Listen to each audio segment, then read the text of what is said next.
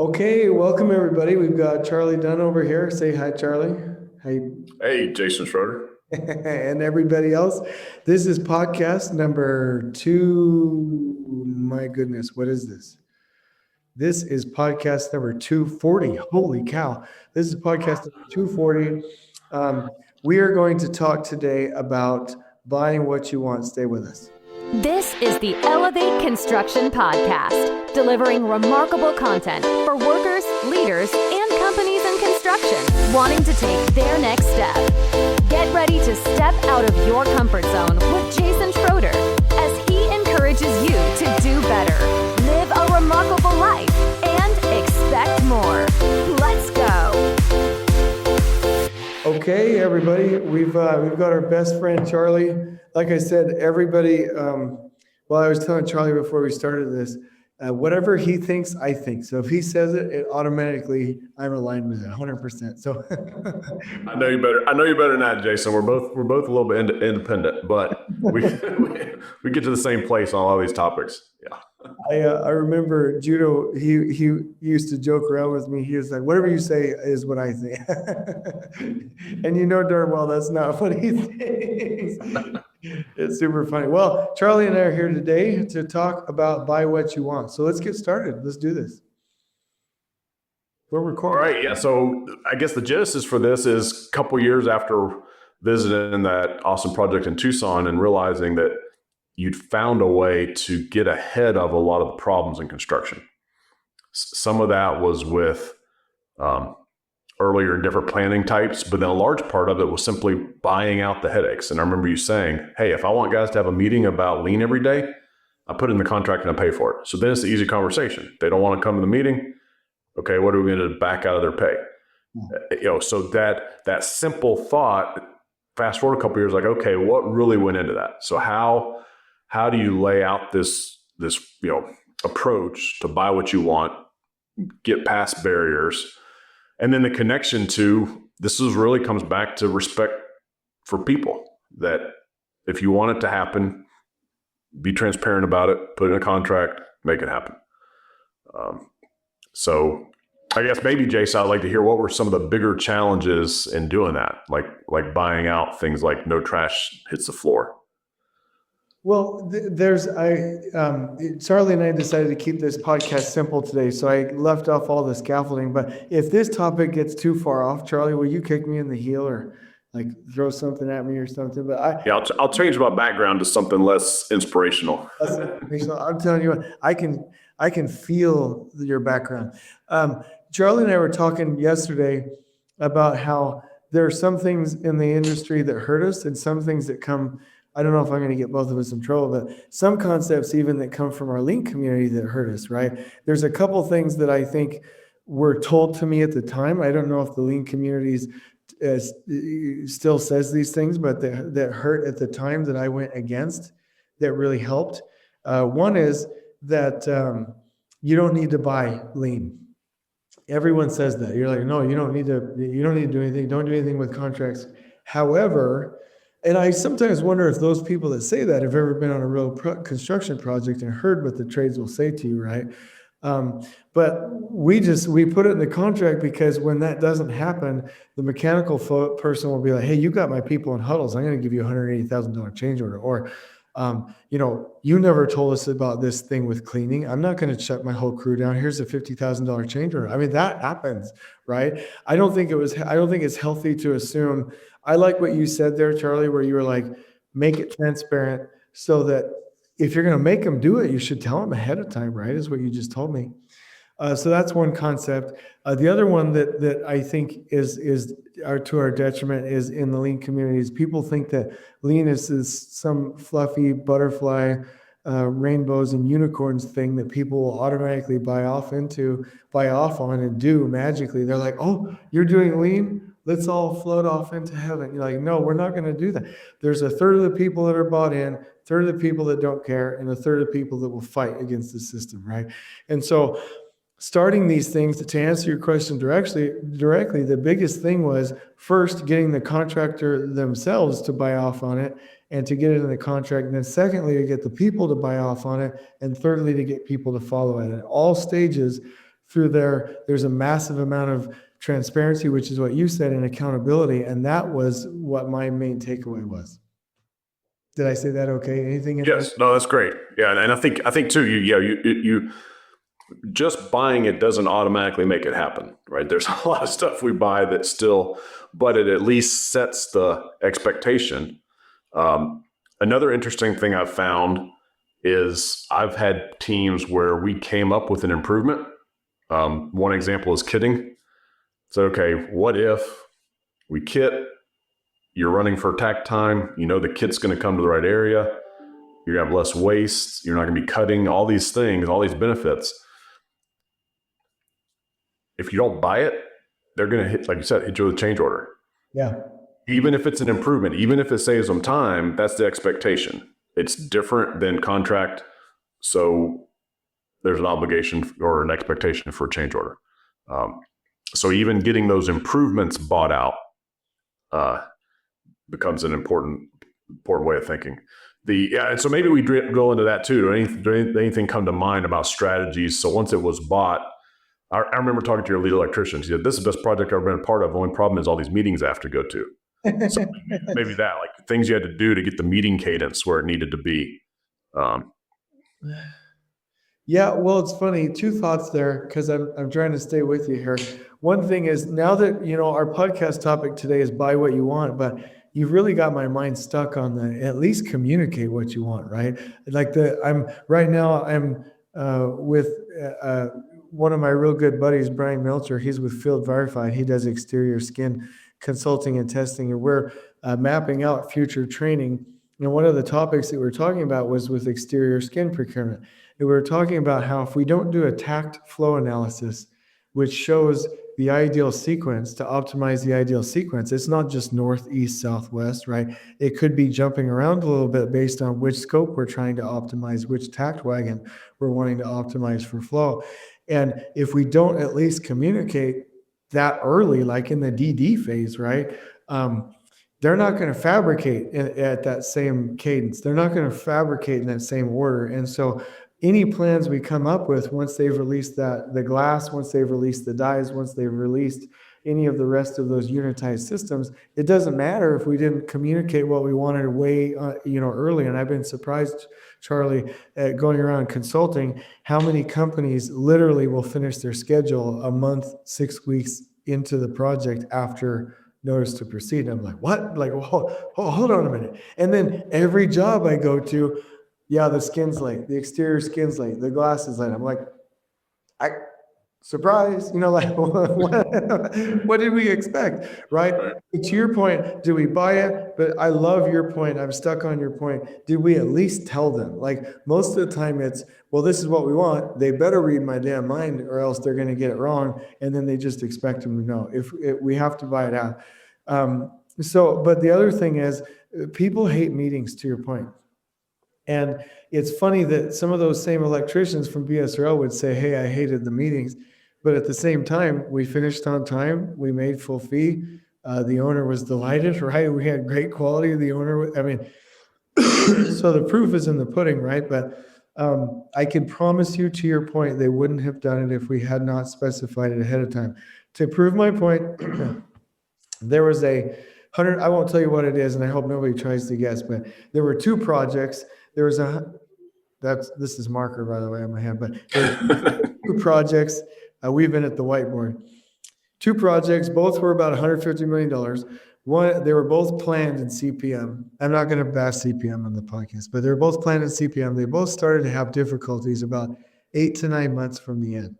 And on one of them, we implemented to recover that. To recover the project, we identified a tax plan from the data date to the end date, got all the trades on board, issued a $0 change order, and basically drove flow. Like, we are going to hold this. We're driving flow. And so that project ended up at a 0.98 fee position, meaning 98% of their original fee target they met. They finished on time, delighted customer. This one, there was no recovery. In fact, I was specifically asked not to help. They finished 6 months behind. They started to push everywhere, and they ended up, and you probably won't guess this, but a negative $2.3 million, negative $2.3 million. But what was interesting, so we know that flow works, right? We know that how to recover projects. We know how to get them back on track. But even with that visibility and that $150 million hospital where we got them back on track and made full fee and the trades made money, the executive had to argue with the trades about the morning huddles and the afternoon foreman huddles and argue out of a $180,000 change order and a $250,000 change order. Now, this story is one of my favorites because they tried to do the change order. PX talked them out of it, but look at the difference. If we would have just not had the meetings and kept pushing them and said more and more manpower, what's 2.3 million versus like even a couple $100,000 worth of meetings? Like, come on, people, So I don't know if I'm ranting and raving here, but no, I think what occurs to me is, yes. So buy what you want. If what you want is flow, you're going to have to invest in a pause and reflect. Yeah. If what you want is continuous improvement, you're going to have to invest in a clear standard so you can identify variance against the standard and then that opportunity to continuously improve. So it occurs to me that it sounds easy, buy what you want, but maybe we have some hard work to do to prioritize what is it we really want and how do we buy that. It's easy to think of the examples like no trash on the floor, the morning huddle, the everybody reads a book, those things are more tangible, but it's not really intangible. We know we can feel it. We know we can see it. But if you want flow, if you want continuous improvement, how are you buying that? Can I talk about one more thing? You got us. By the way, I'm almost over being sick here, so I apologize for the cough. But there was another concept that you and I were talking about the other day that hurts us in the lean community now, and that's don't plan too early. Now, I agree with don't plan too granular of detail too early, but we have to plan our flow really early. So somebody would say, well, if you're asking trade partners to buy off on a Takt plan with flow, isn't that push? No, it's not a push system. It's a hold system. It's an agreement system. This is what we're going to shoot for. It's a goal system. And you have to plan that flow out ahead of time. If you just have milestones way out ahead and you don't tell the trades what kind of flow you're shooting for, if you don't know how many crews that we're going to be needed for those scopes, if we don't know the overall strategy, then it just ends up being chaos at the end. And so I think the lean community, not letting us at least attempt to set goals, set rhythms, set flow, set the tact early on because they consider that planning too early is really detrimental. I have found it the best when trade partners are bought in to a Takt plan with flow early on, that then if you're creating a CPM schedule from that, it's built from that flow, right? Everyone's locked into it, they can see it. And that has to happen. That has to happen. And we can't just rely on milestones because basically it's like boarding a Southwest Airlines jet, like 1, 2, 3, go. Like everybody just go. Like that's what we typically do. No. We're going to board section A and section B. We're going to have a Takt for this. I really think, to your point, like we have to get ahead of this in pre-construction and plan this out. And there are zero things wrong with having identified the flow early and having bought that. I think that's the biggest concept to your point.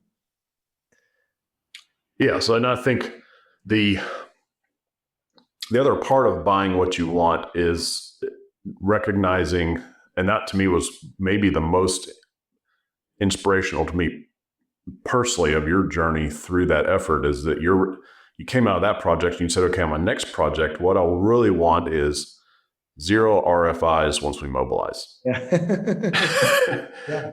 That aha that, okay, I can create the best machine possible for construction, but late design is still going to derail it. Yeah. So how do we get that information flow early, thought out? And it's a place as an industry, I think it's encouraging to see some of the larger owners start to see this and get to some of that design standardization. But I think it's still a big challenge. There's an inverse to this. If you don't buy what you want, or if you hide, we're seeing this. I think you'll appreciate this. Trades have seen this kind of thing before. So when they get a lack of clarity, what goes up? their contingency, their buffer, right?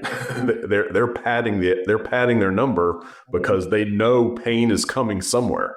Yeah. When we get ahead of this with data-driven planning and we're providing better clarity, phase and sequence breakdown quantities, we often get better numbers. Yeah. Well, and I would say, to build to your point, if you can do one job in Takt with trades, you can show them the Takt on the next. Maybe it's not Takt, maybe it's the flow. Maybe we can name it whatever you want. I don't want to be pushing Takt all the time, but what I'm saying is, if the second job, we're going to see huge cost savings. To your point. And so somebody's like, well, I started it, I'm not seeing it. No. Get them through this first job, making a ton of money, and then you will see the savings on the next one. Yes. And we're seeing the same thing too with trades that have recognized the opportunity for larger prefab and offsite solutions. They're starting to prioritize those types of projects because they know they have less variance, higher profit opportunity, better working conditions, all of that. And so once they've lived it, then they want to repeat it. Yeah, and I'm totally fine with Takt, because the awesome part about working with advanced manufacturing customers is Takt is already part of their language. In your constantly improving manufacturing world, Takt is what they do. One piece flow is what they do. So it's not a new concept. Maybe it makes sense that we emphasize flow while we're creating the learning, but eventually, again, like we talked about earlier, in construction probably is going to start shifting toward the factory. I agree. And can I run you a little bit here? I don't mean to cut you off. Can I brag on something, Dan? Go ahead. Go ahead. I'm good. I'm done. Remember what do you want to do in 2021 podcast? Yes. We talked about prefabrication and your new role, focusing on that. I was all, Takt, and ignored the concepts of prefabrication and then the standardized work steps. I know you have a different word for that, but this repetitive, learning and improving. And I realized, and you taught me this, is that really our biggest benefit is that when you have flow, you can prefabricate more easily. You can head materials to the project site on time at the right inventory buffers just in time. You can, this is the biggest concept that you taught me. And you may not have even visualized it like I'm about to visualize. If somebody's like, well, Takt just takes your typical areas and puts it in a rhythm, like, so what? Okay, here's the genius. We standardize what we can so we can focus on what we can't, right? We standardize everything that we possibly can, put it on a flow, prefabricate it, nothing hits the floor, jam it, so that when the owner, and people are like, Takt doesn't work because it's the owner's just going to do a change order. No. We standardize all this so that when the owner does do this change order, we can focus here instead of having to focus everywhere and here, right? That was the genius moment that you taught me, was you standardize so that you can focus where there is chaos. Don't have unnecessary chaos everywhere. Only tolerate the chaos that's brought in by change orders, by the inevitable chaos. And with Takt, you can get rid of the non-inevitable chaos and just focus on the inevitable chaos. And I thought that was really neat. It only works with prefabrication, standardized work steps, like you're saying. And you've really opened my mind to moving a lot of these things on a rhythm out ahead in the shop is the genius of the system. And so kudos to you for that.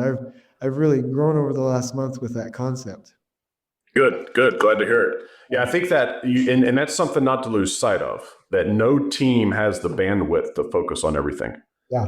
I mean, that's part of the genesis of the Toyota production system. They were even self-aware. They said, this is too big for anybody to manage it. The only way this system works is if we create standards so we can immediately visualize variances from the standard. That's where we pull the and on cord. That's where we go focus. Yeah. If you're trying to monitor and focus everywhere, and then too, just that, again, looking for ways to immediately see the variance. So again, if 90% of your job, high stability week over week, no variance. Now, okay, you've got that 10%. Yeah. And I don't know if I had heard this story. I don't think I had when we spoke back start of the year. But this actually, we're not ready to write the right white paper yet, but hopefully it'll come out soon. Had a mega project, had a change order hit mid-project over 10%. Normally, what does that mean? Tremendous stress. Project is going to come late. The project was takted. They absorbed the change and they finished on time. Yeah. And that's unheard of without that level of standardization. And you can see where the ripple happened. How many times have people like you and I been called in to say, okay, we lost millions of dollars on this. Now they want you to do a forensic analysis in CPM to find out where it happened. There's no way. Like I could be here for years, but when you see that Takt train completion, and then all of a sudden you see that ripple, that efficiency gap because of some interruption, and then the recovery, right? You know exactly what happened, when it happened, real time, at least within days, right? I love that. And just one quick thought. Have you ever heard of the ham, the cutting the ends of the ham story? Have you ever heard that one? I don't think so. Well, so I'm going to butcher this one, but at a party one time, it might have been Thanksgiving, whatever. I'm going to butcher the story, but the hostess in the house was cooking a ham, and she cut the ends off the ham. And somebody asked, why'd you do that to the ham? You wasted ham. Well, that's how you cook ham. And then the person talking to her was like, well, why? What do you mean that's the way you cook ham? Well, that's how my mom taught me. Let me ask her. And then asked her mom. Mom said, well, that's how my mom taught me. And they're all there at Thanksgiving, right? That's how my mom taught me. You just cut the ends off the ham.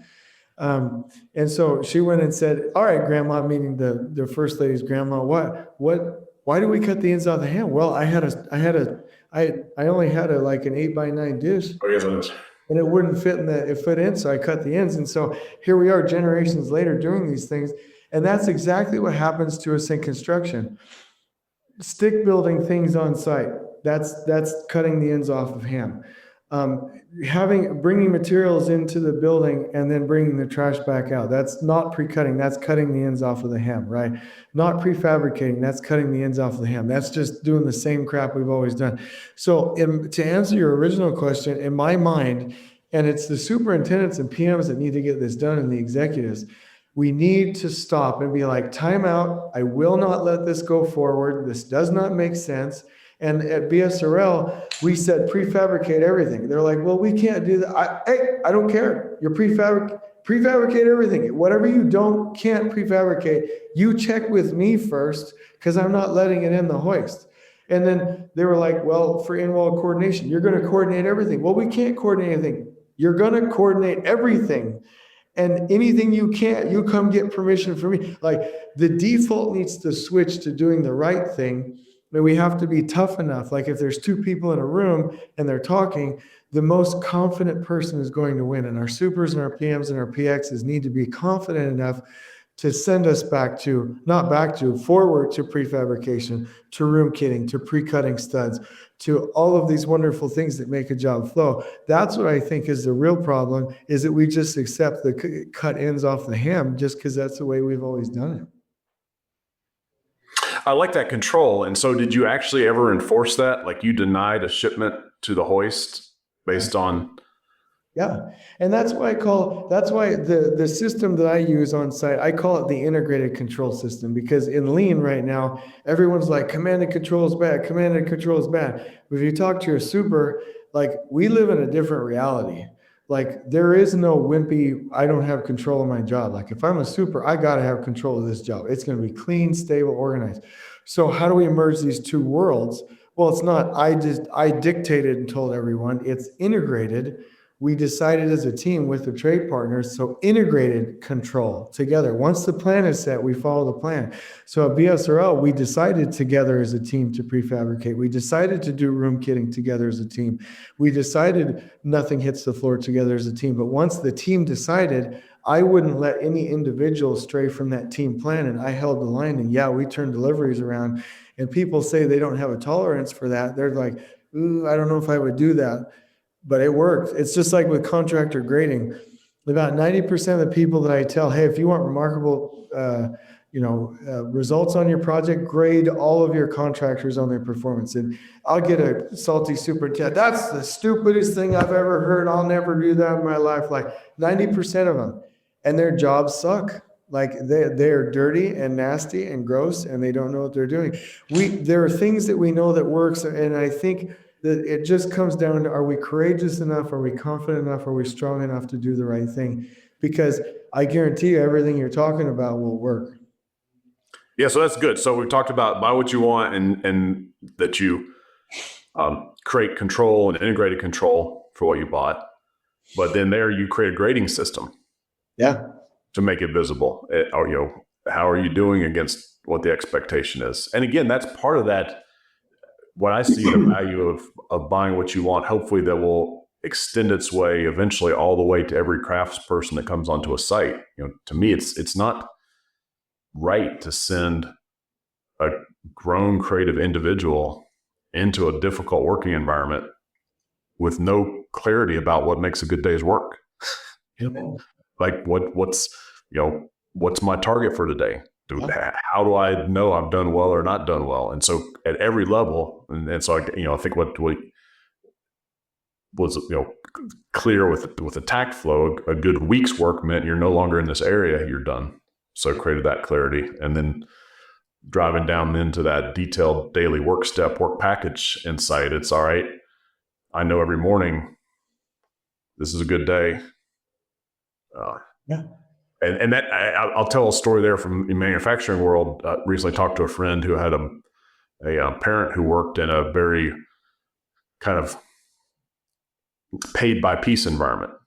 So she knew every morning this was her piece rate. That made a good day. He said, but she loved it, kept her motivated, went and did it. And anyway, for us to make sure that everybody that comes to the job site has that opportunity to have that pride and satisfaction at the end of the day that I hit the target that was needed. I agree. And I read a book called Own the Gap. I don't know if you ever referenced that one, but they talk about everyone needs to see what winning looks like daily. And there's something you just said that made me realize something. I've never realized this before. My style, Jason Schroeder, is everything perfectly clean, delivery standardized, organized, and only in the right spot. Takt planning for anywhere we can apply it. You had said there's only I don't know, how did you say it just now where you said, if a person comes on site, they need to be able to see clearly, and there's only so much mental thought or capacity that they have to do that, right? What I'm trying to take is, if this is their load, I'm trying to take a little piece away from them, meaning focus them in. They don't have to worry about cleanliness. They don't, let me do it like this. If we have perfect cleanliness, that's less they have to worry about. If they have perfect organization, less they have to worry about. On-time deliveries, less they have to worry about. Tax planning, we know the schedule, less. Half of the stuff we have to do on the site wouldn't be needed if we would just do what you said and move it to the shop, to where now you have spool drawings, now you have the incoming material, the outgoing material, the throughput of the system, and you're in a stable and predictable environment where they're able to use their brain power more towards the quality of the product. I love that. Have you ever thought about that? Yeah, well, I think, so you're connecting to the comment I made about a project team only has so much bandwidth, and they can't focus on everything, right? And same thing, an individual only has so much bandwidth. Yeah. So how do we reduce the unnecessary load on their bandwidth and give them that ability to focus on what's truly important? I hope I didn't go in the wrong direction there. I just thought what you said. No, that's great application of the principle. That yes, and that what you're doing, and that's why visual management is so important. Visual management takes off that bandwidth of trying to figure out what the content or the KPI or whatever means. With visual management, you see it clearly. Yeah. That's the powerful visual management to Takt is, what that pace needs to be. You can see it visually. You're either there or you're not. You're starting Monday morning where you're supposed to be, or you're not. Creating those that's the other thing I get excited about, is when we can create these binary answers. It's either yes or no. Yeah. Because you let people go into that gray area and you never come out. You get 10 answers when you ask 10 people. Right? What I used to say about why I hate % complete is a question. We should never ask anyone what is a % complete. It should only ever come from data, because % complete, I'm in the the heart of tobacco road, right? Tobacco country. If a guy hasn't had his smoke break and he needs it, he might give you one answer on percent complete. Or if he just got off the phone call to fight with his girlfriend, he might give you another answer on percent complete, Yeah, or you got that optimist and he's going to give you another answer. And so again, I learned I had to figure out who to ask and how to ask it and then how to check it, where once we can get to those very clear work steps and modules and spool sheets, now the data is telling us the value of that, and it's binary. It's either there or it's not. It's funny you mentioned that, because they did a study about court cases that if a judge, court cases in the afternoon farther away from the lunch break go to like 60% more likely to not be given any lenience. You know what I mean? So yes. Right. In an interview, or if we're going in to contest a ticket or something, we want to head there in the morning. Same thing, right? Same thing with the workers. They're exhausted in the afternoon. And that's right there before and after lunch is where most safety incidents happen. Statistically, it's because with the chaos of the job, stick building on site, and not having winning being seen clearly, without that standardization, we've exhausted their mental capacity by 10 a.m. Period. I love your point. And yeah, absolutely. So, another thing that I learned, we're going to have to figure this out, because like every sentence you say gives like 2 or 3 points. The other thing is I've learned that when we're talking about building teams in construction, you can always analyze it to sports, right? You can say, somebody on a team is like, oh no, you and I need to go talk about this alone or apart from the team. But would that ever happen in professional sports? No, like the coach would coach you right there in front of the team. You know what I mean? Like you can always compare with professional sports. But in construction, we should start to compare, like you're saying, to manufacturing. Would manufacturing plants let another company come in and just stick build inside the plant? No, they would come, whatever their part is, would come pre-assembled at the first part of that manufacturing plant and leave at the other end at the right takt time, at the right throughput, right? And would anything hit the floor in a manufacturing plant? No, nothing hits the floor in a manufacturing plant. Would they pre-cut things in a manufacturing plant? Absolutely, they would pre-cut things in a manufacturing plant. So I didn't know this before talking to you. Why not compare ourselves to that? What would they do in manufacturing? And I bet 90% of the stuff we do in construction would be like, they would never do it. So what makes us different? Why are we doing it? And maybe that will answer why we've actually declined in productivity and manufacturing has increased. Yes, they've figured out how to make it visible. They haven't accepted lack of standardization as an option. You have to standardize, and therefore you now have the basis, the foundation, or like Toyota said, continuous improvement is the house that standardization built. The other thing this conversation really does, bring to mind is the way you said it, buy what you want, communicate what you want. How often do we leave these gaps in understanding, and then we end up blaming a tool or a system when it's really that underlying lack of common understanding? Yeah. Because that's kind of also been my journey in trying to buy what I want, at least from a planning perspective, is as I can make it more visual. Whether that's with the model or with Takt or with any other way. And that was the thing I appreciated, is that you had, and maybe it's because of your aptitude as a parent to survive, but you used a different approach with different traits. You said, hey, Charlie, at any one time, I may have to communicate the plan with different tools. And you were okay with that. There wasn't this rigidity that this is the one way, you either get it or you don't. And I think that's an unfortunate byproduct of any of these system and valuing your solution more than you are focusing on the problem. But having that flexibility, adaptability, and understanding people are wired different, maybe that was one of the things that lets you buy what you want. If we're really drilling in on it, is the fact that you did those personality assessments for everybody. Yeah. So you knew how to communicate better on what you wanted. Well, I agree. And the other thing is I'm not dissing on Last Planner, but there are people in the industry who will say, no, Jason, stick with the stickies or stick with BIM 360 plan. I'm like, hell no, I'm not doing that. This trade partner needs to see it in weekly visual maps. This trade partner needs to see it on the boards. This trade partner only uses Excel. Like whatever gets whatever can get to them, like you said, to their personality. And so my new definition of lean, it used to be respect, stability, and continuous improvement. And you kind of reinforced it a little bit. My new definition of construction is respect for people and resources, stable environments that bring problems to the surface, total participation for visual systems, and then continuous improvement. So when you say, lean or continuous improvement was the house that stability built, or what's the saying? Continuous improvement. And this is Toyota's language, not mine. So this is why I'm so excited about it, because I had a serious talk with an executive at a well-known, everybody would know who it is if I say the name, construction software company, who was afraid of using the word standardization. Yeah, that's silly. Like people push, and I think some of that comes from the architect doesn't want to be boxed in, perhaps, they want, but whatever. But yeah, so the Toyota language is this: continuous improvement is the house that standardization built. Yeah, I love that.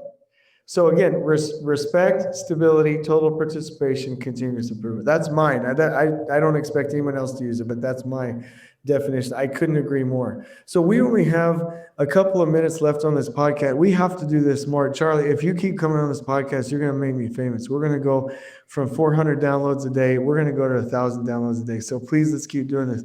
But can you and I go back and forth? We never got to do this. Can you and I keep mentioning the things that we would want to keep buying or that we have bought in the past, right?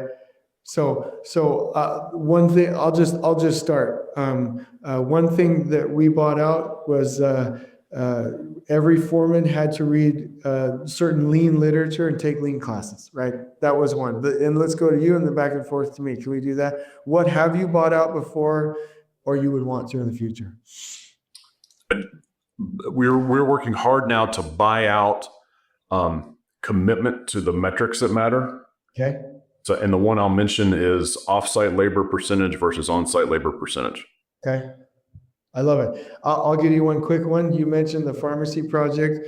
I will buy the coordination of the model before the final CD documents are issued in pre-construction. And that worked great at the pharmacy. We had a set of plans that were coordinated. First time that's ever happened. Now off to you. So here's one we technically bought on our own. So you know how DPR is built with Construct as a service provider to us as a subsidiary.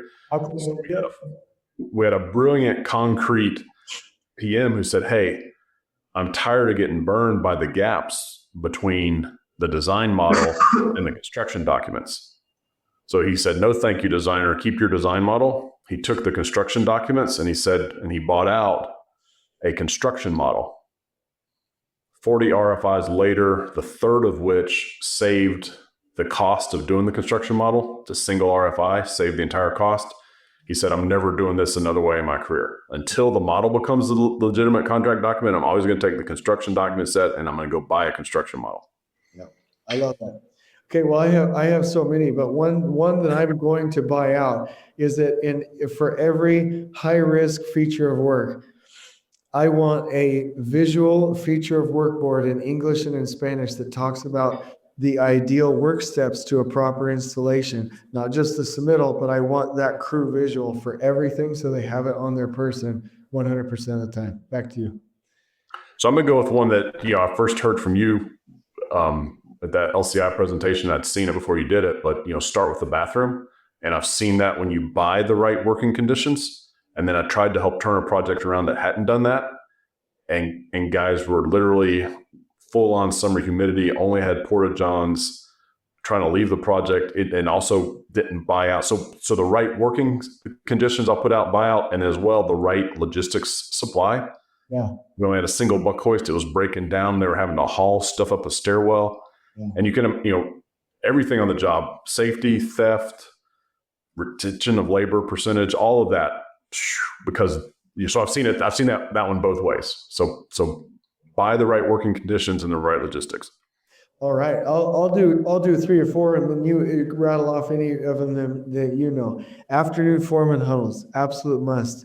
Morning worker huddles with everybody to be on the same page. Stretch and flex in the morning, forming that social group, absolutely a must. Room kitting, 100%. I'll never do that again.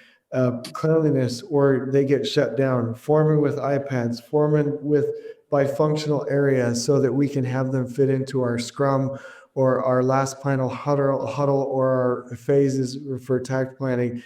Those are some critical things that I will always do. Contractor grading every single time. Off to you. So I don't think it hit your list, but that everything to its install location or on wheels. Yeah, correct. Nothing hits the floor. Yeah. And that kind of falls in that logistics, but that's very powerful. And that's one we're really drilling in on, because one of the resistance against prefab is, well, you have to overpack stuff, and that creates waste. Not if we design reusable carts, not if we get creative in our supply.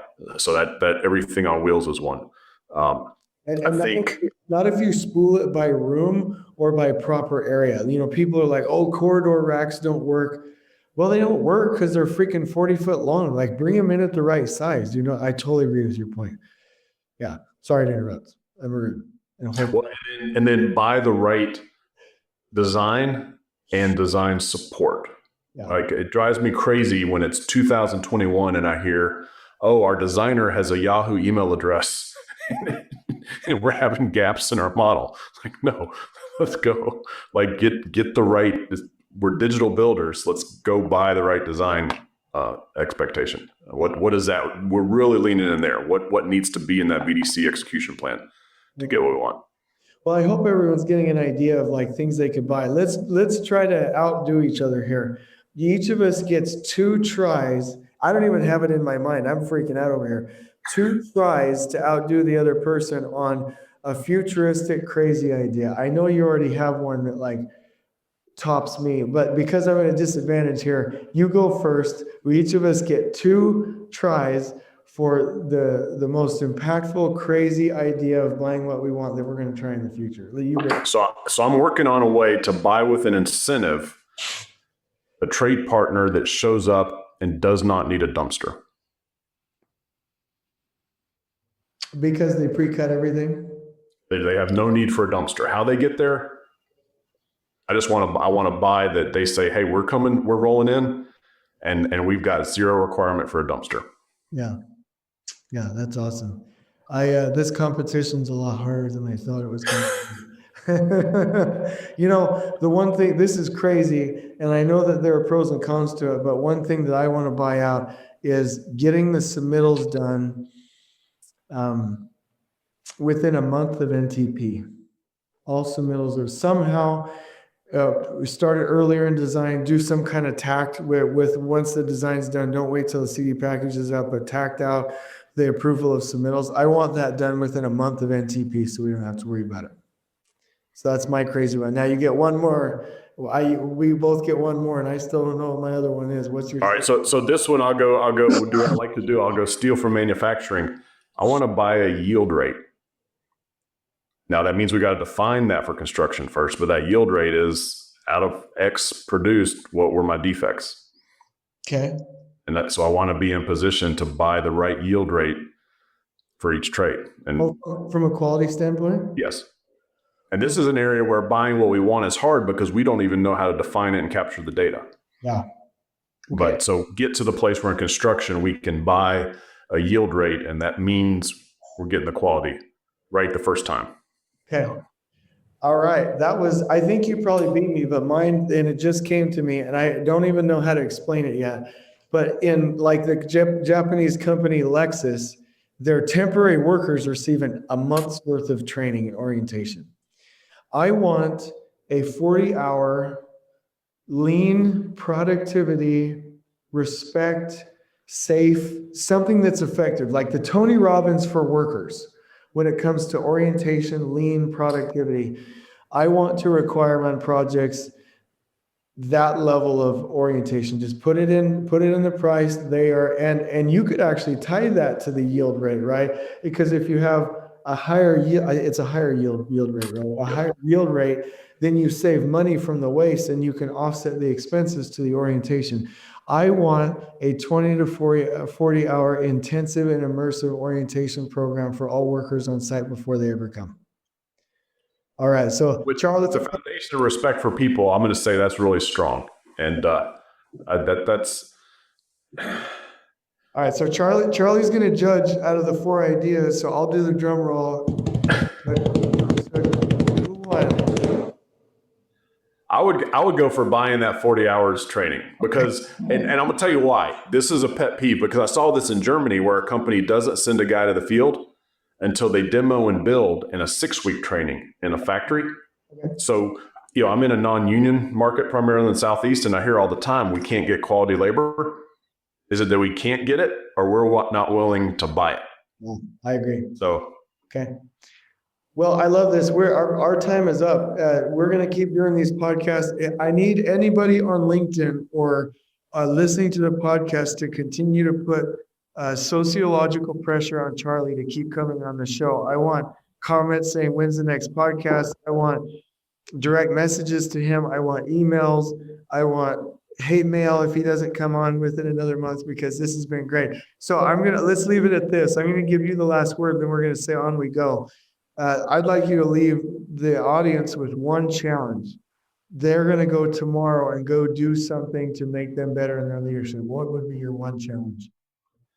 So my one challenge would be the next time that you walk your site, think about, reflect on what is a condition you're observing that you know is a problem, and on your next project, or as the opportunity allows on this project with a change order, how do you buy what you want? How do you go put meaningful action to continuous improvement and buy a better behavior, better condition on your next project?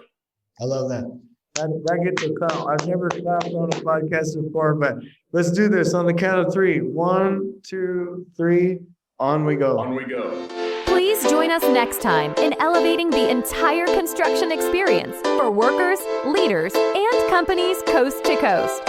If you're enjoying the show, please feel free to share with your construction colleagues and help us spread the word by rating, subscribing, and leaving a review on your preferred podcast listening platform.